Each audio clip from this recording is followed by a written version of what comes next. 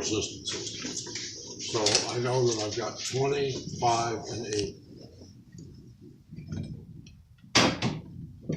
This is a number I don't have yet, A and B combined, and 8. So that means I can't find this total. But I do know the total voltage I'm applying is 120. So I need to come up with this one first. And the math is over here. Yeah, the R1 times R2 plus, divided by the R1 plus R2. All right, so I came up with 4. 4. Now I have to treat A and B as a single resistor that's in series with C, because they're both in series with C. I can't take one of them. I have to take a combination of both of them. So I know my resistance for A and B together is only 4 ohms resistance. 4 plus the 8 gives me a 12 here. Mm-hmm.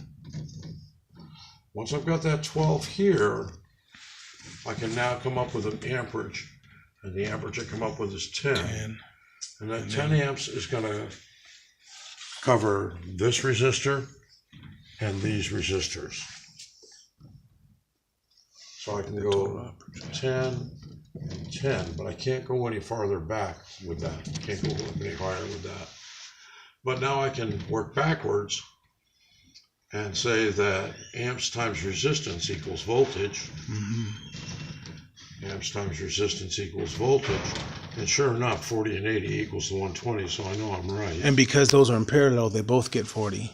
Yes. A and B. Okay. Yeah, they're both going to get 40 because they're in parallel. Okay. Now that means that each of these lines is getting 40, just like you said. They're both getting 40.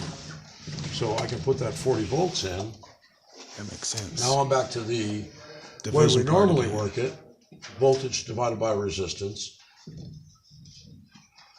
Voltage divided by resistance is 8. Mm-hmm. And then to get all the wattages is voltage times amperage. Yeah. So I've got 80, I've got 320, and I've got 400. And that all makes sense because you add those two. And then I've got 800, and then I've got 1200. 1200, and 800 and 400 equals 1200. So I know I completed the problem correctly.